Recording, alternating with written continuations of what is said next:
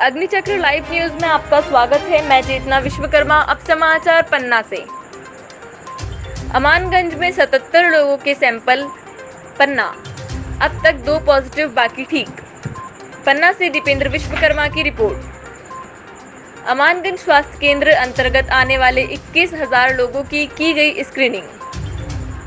77 लोगों के लिए गए सैंपल, 2 पॉजिटिव, बाकी नेगेटिव।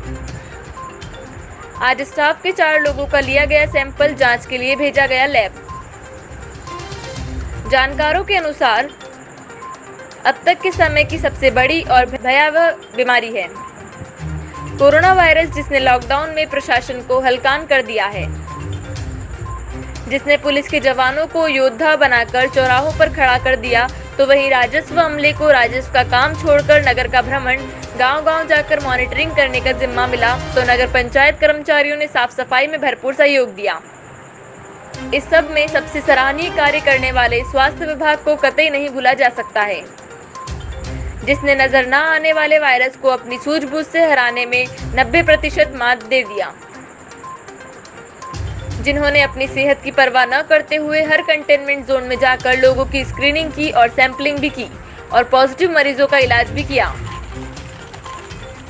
जिसमें हम आज आपको अमानगंज स्वास्थ्य विभाग अंतर्गत आने वाले क्षेत्र में लॉकडाउन के पूरे घटनाक्रम से रूबरू करवा रहे हैं।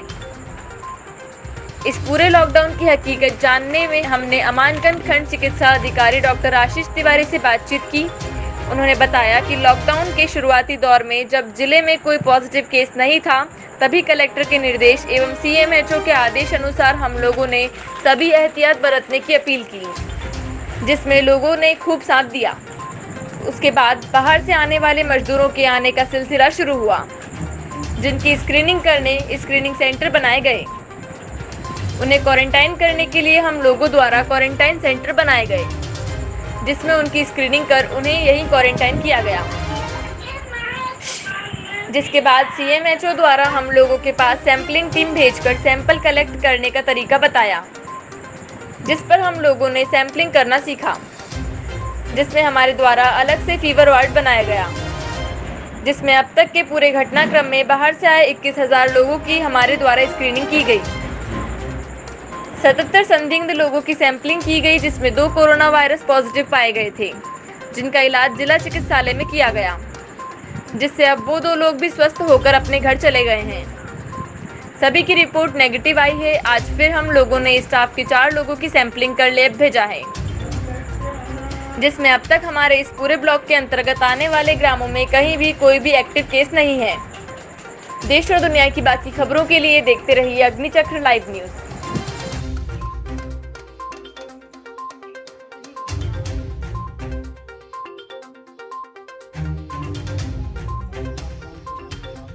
हाँ जी, आज कुछ सैंपलिंग की गई।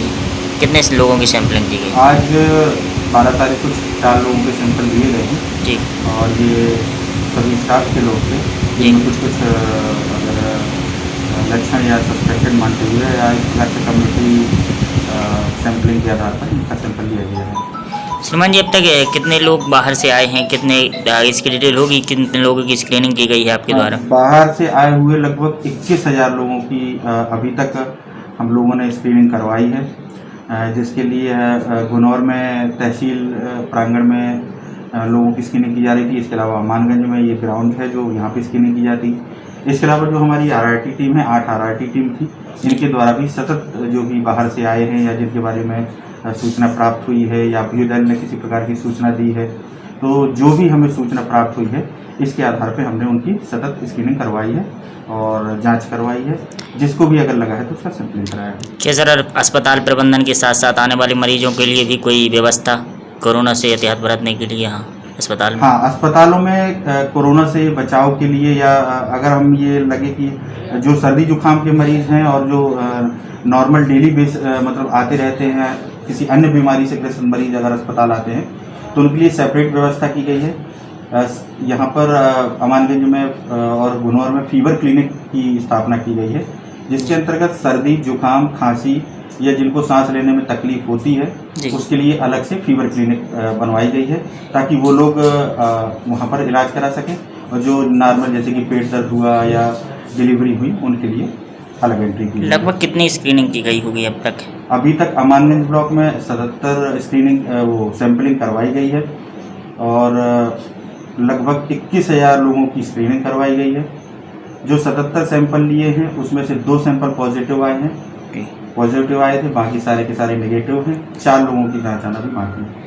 क्या सर, जो 2 पॉजिटिव आए थे वो किस तहसील के थे? अमानगंज तहसील या गुनौर तहसील? गुनौर तहसील के थे, ब्लॉक जनपद गुनौर में ही आता है। जी। तो वो 2 थे, एक बिलघाड़ी के थे और एक घाट सिमरिया के थे। तो क्या सर, लोगों के लिए कोई आपके द्वारा मैसेज है एहतियात बरतने के लिए?